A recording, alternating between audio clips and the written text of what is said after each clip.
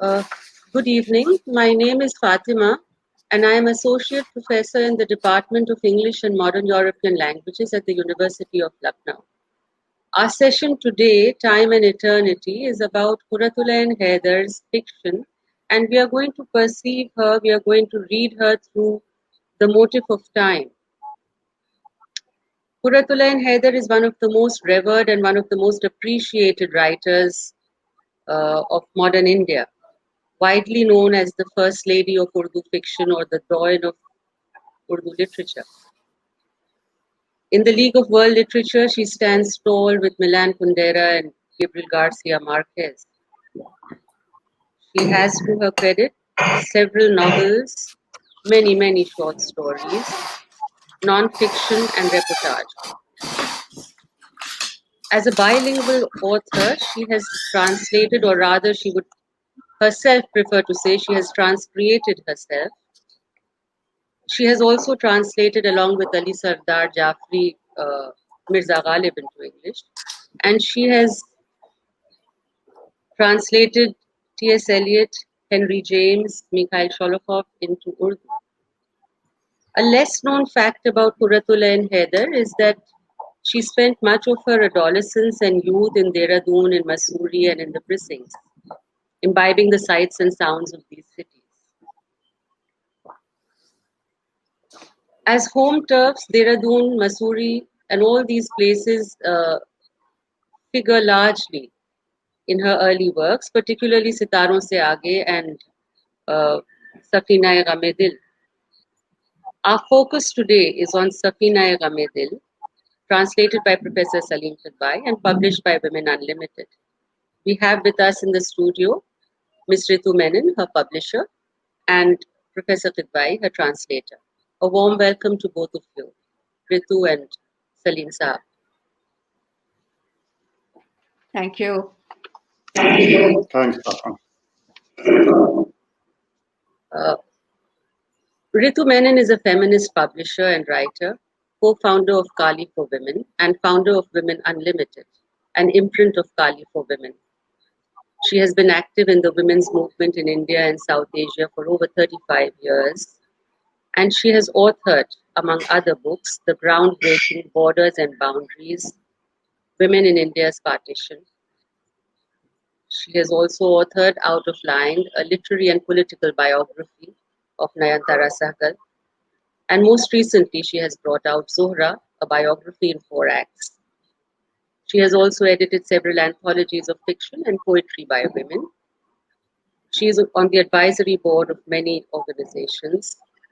Ms. Menon was the chair of the jury for the DSC Prize for South Asian Literature in 2017. In 2011, she was awarded the Padma Shri. A warm welcome once again, Ritu.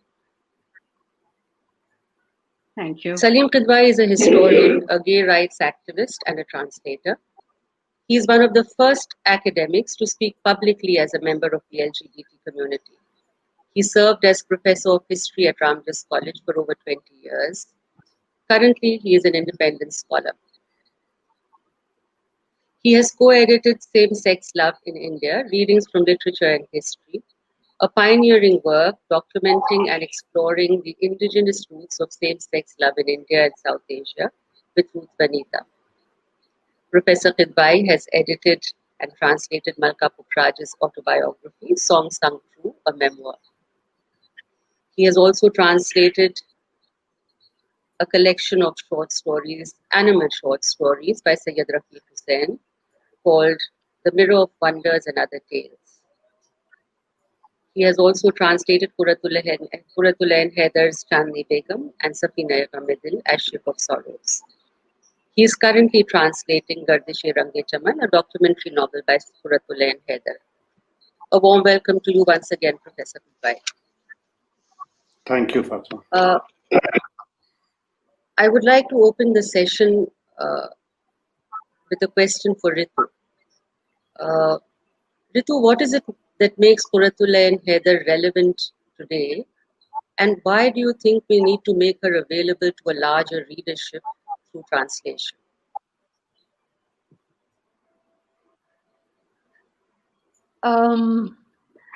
Okay. Well, you know, a good writer is always relevant.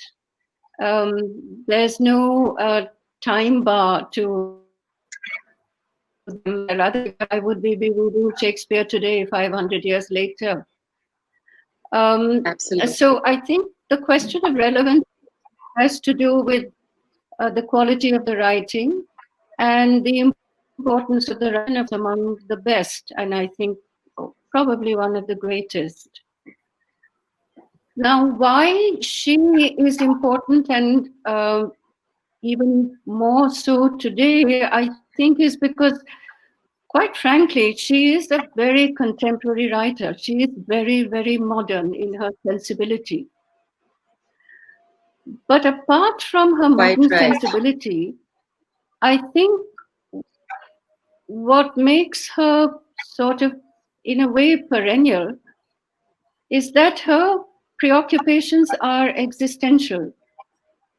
I mean, she is concerned with who we are and who we were and who we should be.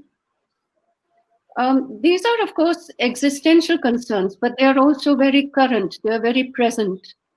And what she does, I think, is to make them personal and immediate. So, I mean, I think if you look at her work, or at least if I read her in the way that I have been reading her, she locates these concerns historically. So the same concerns would have been contemporary in the 18th century, in the 19th century, in the 20th century, and today, because of how she locates them and when and where she locates them. So all her characters, I mean, if you look at most of her characters, but especially the women, always confronting a dilemma. And the dilemma is of who they are and where they belong. And most important, they confront the dilemma of which country they belong to. I mean, if you see all the way down from Aka Darya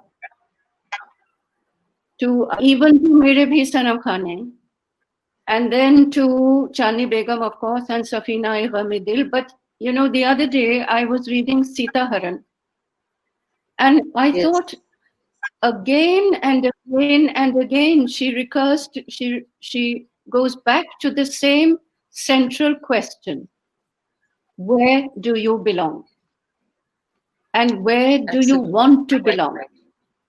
Now, the profundity of it, I think, is that what Enyapa is saying is that you belong across time and space. That your location is not today's location or the location of present time. Your location is in historic time, in contemporary time, and in chronological time. I find that of tremendous relevance now. So I think she's very contemporary, but I think she was always contemporary. She was contemporary when she was writing. And if she had been read last century, meaning not the 20th, but the 19th century, she would have been contemporary then. It's a very rare it's a very rare attribute. Quite right. Quite right. I agree with you. So it's about the issues that she takes up and the way she handles them that makes her relevant even today. Quite absolutely. Salim Sahab, could you tell us why you selected to translate Safina-e-Gham Dil?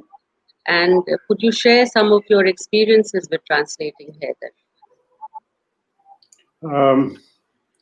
Well, after Chani Begum, there were two novels left. There was Safina-e-Gham Dil and there was Gardish-e Range Chaman. And I asked Ritu, we discussed this between us as to which one. Now, Gardish-e Range Chaman was over 700 pages. But what was more important was that Safina-e-Gham Dil was a novel which seemed to have had a very peculiar place in her work. It was a work that seemed to have been ignored by both critics as well as scholars when they studied Qurratullah and Haider. And from looking at all her interviews, there's only one place where she herself spoke about Safina, and that too when she was asked a very direct question. So and it was very peculiar that the novel before this she had translated the novel after this, but this was a novel that was sitting in the middle with some sort of an undefined status. And also a forgotten novel, because when I started translating it, I needed a fresh copy. I couldn't find one in India. So it's subsequently been published, but I had to get a copy from abroad. So it was a novel that clearly needed attention. Now, someone will have to figure out why Qurratullah and Haider felt the way she did about this novel. Why did she not translate it, for instance? I have my own ideas as to why she didn't.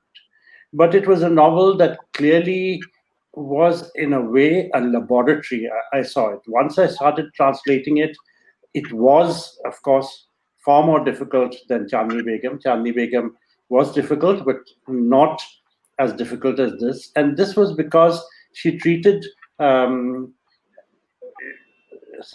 as a place where she could experiment. It was almost like a laboratory of styles, and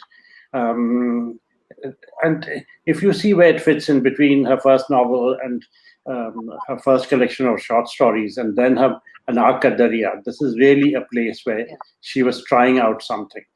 A lot of those things that she tried out, she used subsequently.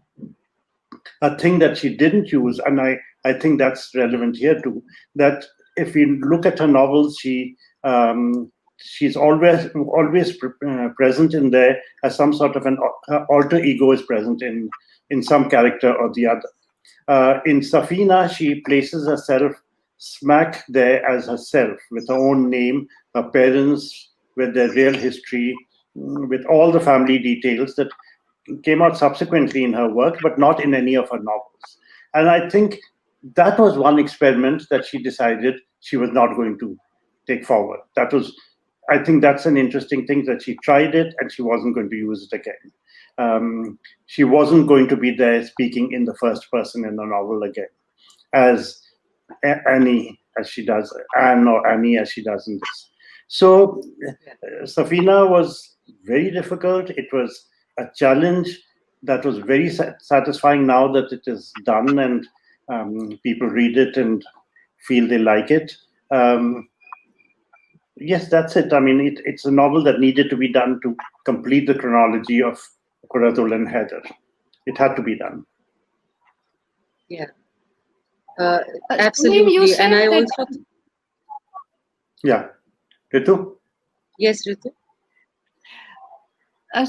Sorry. I just meant to ask you, you said that she referred to it only once in an interview. What did she say, actually? She said that her first two novels, she said Safina was like she had been dealt the same pack of, same hand in cards. She was dealt the same hands and she had to shuffle them around to make a new novel. She was dealing with the same hand as she had in her first novel. So basically she was talking about Lucknow, she was talking about idealistic young men and women of a certain generation just before partition. Everything is similar to My Temples too, except that here, of course, her scope is much wider than in My Temples too. Yeah. Right. But she just left it at that. She said I was dealt the same hand and I had to replay it. So perhaps this could have been the reason why she did not translate it herself, or rather transcreate it. She may have thought that she would just be repeating herself, having translated Mere Bhi Sanam Khane. But I also think that if we look at Qurratullah and Haider through the eyes of Western criticism, then these three texts written one after the other, Safina, Mere Bhi Sanam Khane, Safina Gham Dil and Aag Ka Darya, I think the three of them form a perfect partition trilogy.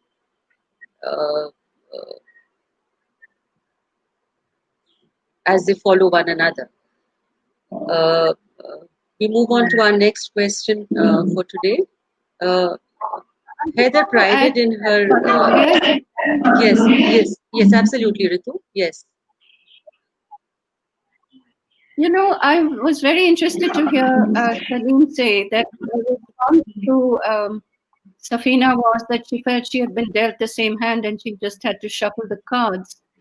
But I've always felt that these three novels were the hand. No single one of them is the hand. All three are the hand, and she is shuffling the cards in all three.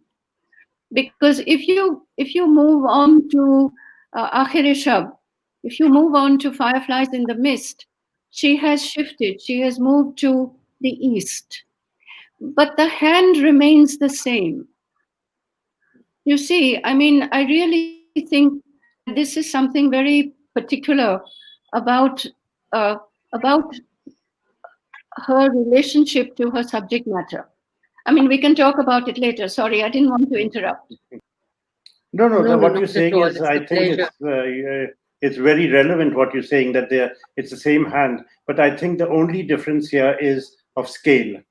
The scale of Aag Ka Darya and Aakhri Shab Ke Humsafar is much larger. There's a lot more historical research that goes into those, while these two earlier novels are in some way very personal and very impressionistic. True. Particularly Yes, Safina, it's a very impressionistic novel. But also very interesting the way she handles all her characters with interior monologue, etc.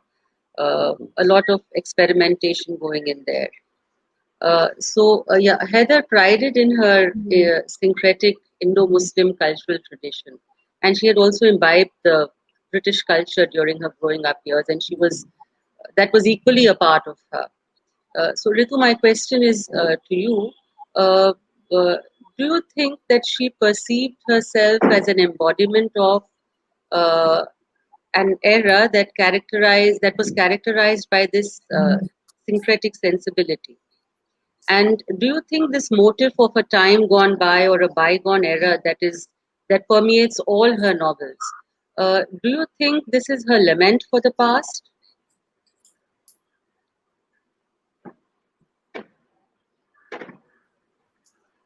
No, I don't, because I don't think she was into nostalgia.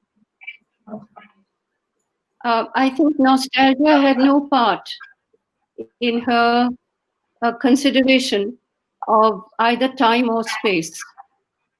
Meaning, she is not concerned with the linearity as far as time is concerned. She's concerned with circularity. Yeah. So there's no such thing as, meaning the past is not a time that she doesn't relate to anymore. The past is very much in her present. I mean, if you see in Sita Haran, she has a very interesting line. She says, don't ever make the mistake of keeping track of days and nights. No one has been able to measure time. So in her, I think that in her imagination, in her literary imagination, but also in her social imagination, she was preoccupied with much more than a time past or a time present, because she really didn't see them as discontinuous. I don't think she saw one as having been left behind and another as being the time in which she is today. So when Salim spoke about research, it's a very important part of her writing. her consideration of historical time, very significant. And of course, this is amplified, magisterially in Kadar. Even in a little novella like Sita Haran, she traverses time and space from Sindh to Ceylon. And in each one of them, she recalls historic as literary time. When she is referring to literary texts, to Ramcharitmanas, to Padmavat, to all the Sri Lankan myths and literary why is she doing that?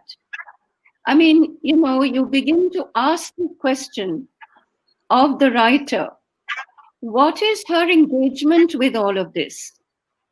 And you realize then that for her, a simple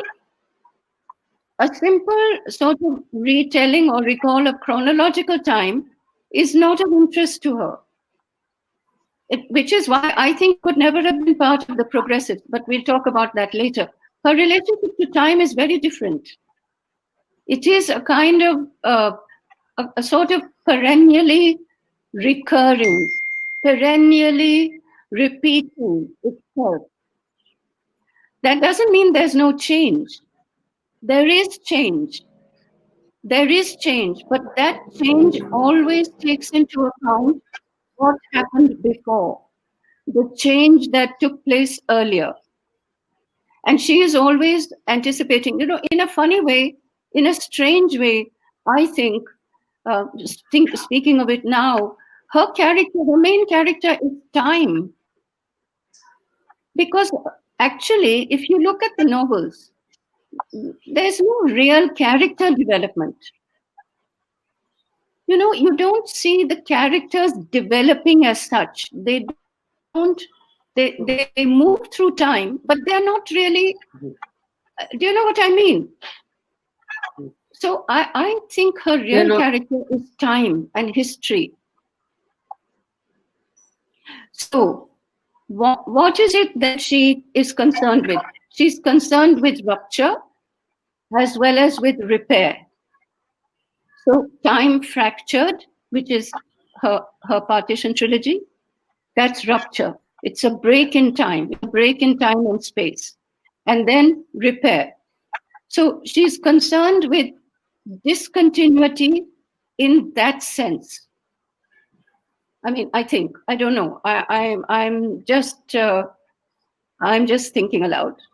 But really, reading and rereading her, you begin to see what she's trying to do with time, and it is elusive. I'm not saying that she's managing to to fully grasp it. It's elusive, which is why she says, yes, I was struck by this. No one has been able to take a measure of time. So, yes, quite right. I agree with you over there, absolutely. That time is the main character, and the other, the men and women in her stories, particularly the women, because it is their fates she elaborates.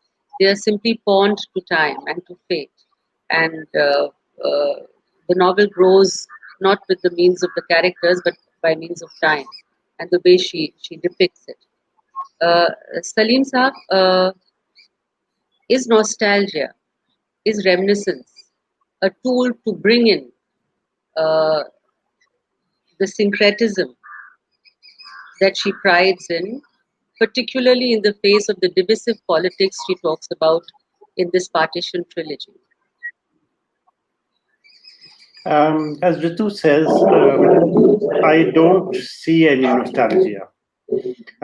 What I see is memory, a very distinct, clear memory, which is history, which is one way of looking at history is the memory of society, and that is how she is dealing with the past. And it's not nostalgia, never nostalgia. I think it's very clearly a memory, and it's a memory that she deals with as Ritu just said, not just in this till 18th or 17th century. She goes way, way back, and she sort of brings it in. I mean, her time is linear when she's telling a plain story. It is circular when she's making civilizational points, and it is, of course, fractured when she is talking about certain events, or also fractured when she's experimenting in describing fracture. Like, for instance, while Ritu was speaking, what I was recalling was that those very important sequences that follow the burning of a house in Dehradun, where her character leaves the house and goes and sits by the road and sees history pass by. And this is a history that begins God knows when. I mean, it begins, everyone is included there. And she herself is there, her father is there, she herself is watching it very much, being a part of it. It is also fractured because she sees the same character as General Havelock and the same character that she sees as an attendant of Lord Mountbatten. It is fractured, bringing together what has just happened to her. And largely, I mean, even civilizationally, when she's reassuring her friend Arun, whom she says was like a brother to her, she says, this is, I mean, don't feel depressed. It is, don't you remember the time when we came in the caravans from the Volga? Don't you remember the times when we painted the caves of Ellora? Don't you remember the time when I provoked you into stealing butter? Don't you remember the time when I went and condoled with the Madonna about when her son was crucified? In a few sentences, in a couple or 2-3 paragraphs, she deals with a mirrored way of dealing with time.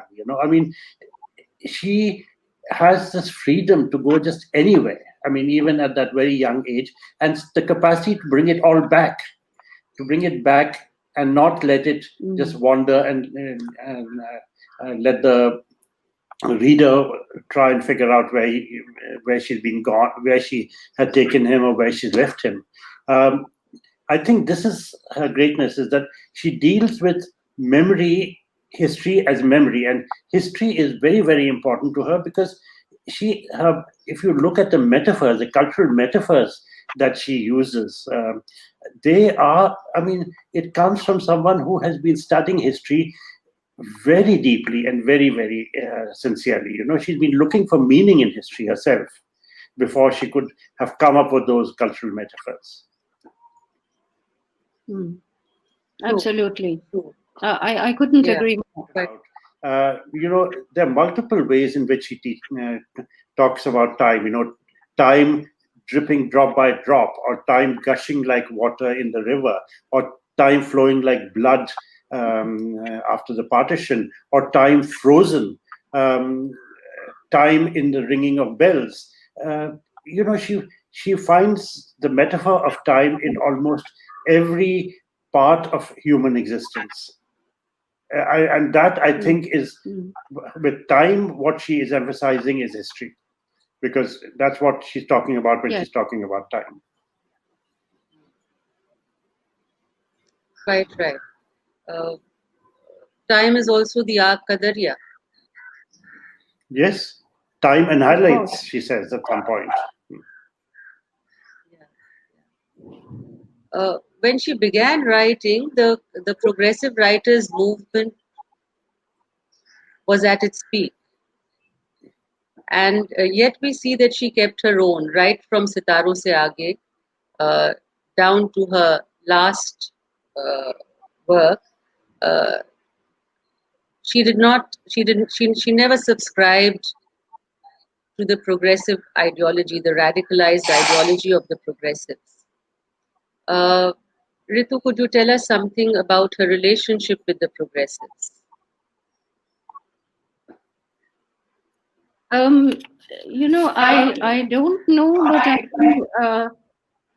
think about her relationship to the progressives. But what I think happened, or was the case, is that her politics is a very different politics from the sort of radical, ideologically driven politics of the progressives. I mean, first of all, she was far too independent, I think, to be part of any such grouping. Secondly, she was iconoclastic. She was an iconoclast. I can't see her voice as being part of that chorus. No, she's a very distinctive voice. It's a very individual voice. And she was not a realist. Kim spoke about her being an experimentalist. Of course, she was way ahead of her time. She was into stream of consciousness, magic realism, experimenting with narration, experimenting with character, insinuating herself as author and narrator and character. Now, this was not the sort of preferred mode of the progressives. The preferred mode of the progressives was to deal with here and now. I think Eniyappa's politics was a much more wide-ranging politics.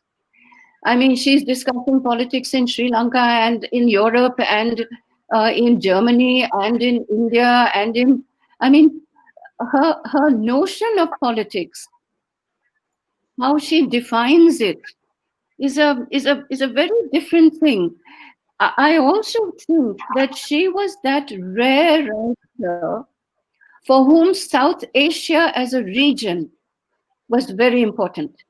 Look, she's writing Sindh, she's writing India, she's writing Dhaka, she's writing Sri Lanka, she's writing Anuradhapura, Naruva, Sigiriya, all the pyramids and temples in Sindh, all the temples in Dhaka, in Bangladesh, what is now Bangladesh. Her politics is a very regional, has a very regional perspective. So she's not concerned, I think, in the way that the progressives were concerned, in a very immediate, very current, Rashid Jahan, Ismat Chughtai, Khwaja Ahmad Abbas kind of way. That was never her politics. Her politics is a very different kind of political sense, not just political sense, but political sensibility. I think she was very radical. Right. I don't think anybody in her time, in those years that she was writing, was looking at the subcontinent the way she looked at it. It was not their canvas. Her canvas was much wider. And it was much deeper, as to use his word, because her time is historical time. Her memory is historical memory, just as Salim said. So in that sense, if she's concerned with a civilizational self, then that self is located in a particular space and a particular place. That politics is very different to the politics of the progressive. So I think apart from all the stylistic differences, there is a very great difference in the way she sees herself as writing in this region in which she happens to live and work. I mean, I found in conversations with her a kind of impatience with literalism. I mean, it didn't interest her. I don't think it interested her. What interested her was the longue durée, the very long, complex, complicated, overlapping, intertwining selves that were made up of this place and time. So I'm not sure that the progressives she would have had that kind of sort of resonance, either individually or either from her side or from their side. Or from their side. Absolutely. I mean, I don't. Right. Not a student of progressives, so I can't say, but I mean, just thinking about it. Yes. Salim Saab, one question for you. Youth are integral to all her novels. right from the first to the last. And perhaps this is by design. Would you like to comment on whether she sees these youngsters or the people of her own generation as serving a purpose in her understanding of the sociological and the cultural and the political framework that she talks about? What purpose do you think they serve? And also, is she self-critical about the politics that she talks about? Before I say anything on that, can I just add to what Ritu has just said? I somehow find Absolutely. this sometimes, Yes. Placing Kuratul and Haider and the progressives as two extremes amusing. It's almost like suggesting that she wasn't progressive. She could be as radical as any one of them. In fact, in times she could be very radical, except that she wasn't going to accept a party line. And in Safina Ghamidil, she has a very interesting line, which leads to your second part of the question, which is, I think, tongue-in-cheek, where she's talking about the failure of a generation and saying that we seem to have been walking in the dark. Our idealism, which we poured into our dance and our words and our art, was sort of became meaningless because of its compulsions and its excesses. And she says, and she talks about the failure of her generation's idealism. And she says, I wonder what my progressive critics would have made of my life. She, as a character, is saying that. And I think she is admitting that there are people, progressive people who have contradictions, and she herself is being very self-critical as she's critical of the young people. Of course, the young people are important to her because she's an idealist. She's looking forward to a better time, an existential world where things are better than they have been in the past. And she feels that her youth, the youth, and particularly in Safina Ghamidil, she's extremely critical of herself and her friends and her main characters in the novel, because here are a group of people who are extremely proud of their cultural heritage, but at the drop of a hat are willing to abandon it and move to another country. She is talking about a group that is, she herself is critical of it, and she makes her characters critical of it, but she's also getting other characters to critique her. For instance, that one gentleman who comes in briefly as a suitor to Mira, who sees this group and he says, this privileged lot, what do they think of themselves? He's a self-made man. Or someone from their own class, Riaz, who comes from Punjab, he's from their class, but he finds their obsession with their culture being the best in everything, their language being the best, their culture being the best, their poetry being the best. Even, in fact, they are proud of how large a debt they owe. So this is a criticism of herself. And I think I see Safina Ghamidil, the reason why I think she avoided going there again is how close it cut in terms of criticism of the group of people that she was a part of just before partition. The more I think about it, and the more I read Safina, I'm discovering more to it than was first visible to me when I was translating it. And her criticism of herself is the thing, and of the group of people that she represents, is something that is most clear when you reread that novel. Yeah, this is a group that had failed themselves, not failed anyone else. They're not carrying anyone else's burden. They failed themselves. They failed their own ideals because they were impractical. Yes, and she often talks about how they switch sides so easily, how easy it is to switch sides for people. That's exactly, that they all are up and ready to go. And the ones who don't go are so out of touch with reality that they can't survive in the changed world. There's a disconnect that all her characters in that novel are facing. I think in Fireflies in the Mist, it is Nasira Nadmuseher who holds a mirror up to all the elders, of the previous generation, and she says, "You were all pacifists. You let it all go."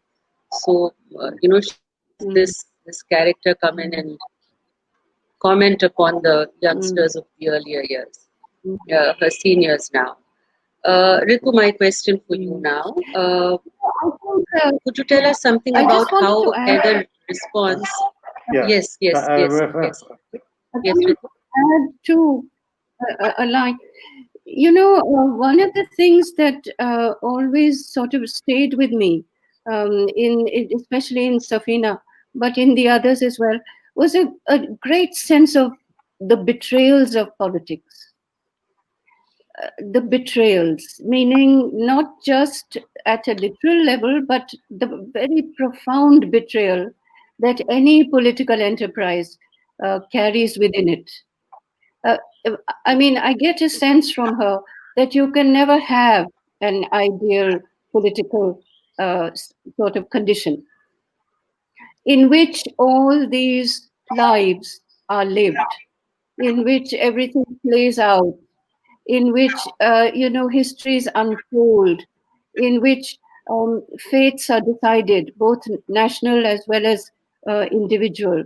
That at the bottom of it there is, and when you read some of the stories and you look at her female characters in particular, betrayal is so palpable.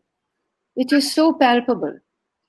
And it's not just, I think it's not just a sort of personal fate of the individual character, but something much greater. And so it seems to me that what partition represented to her was a great betrayal of so many things. Yeah. Not just the secret, right. not just that what we are told again and again, but it's a far more profound betrayal. And it haunts her. It haunts her. It's there in every single piece of writing. Yes, absolutely. Thank you very much, Ritu, and thank you very much, Salim Saab, for being a part of this session. You had a wonderful discussion, and I do hope that we have been able to draw more and more readers for this wonderful writer who has so many levels, so many various levels of depth to her, and so many levels of understanding to her. The more we read her, the more we find her readable. Thank you very much once again, and hope to see you soon.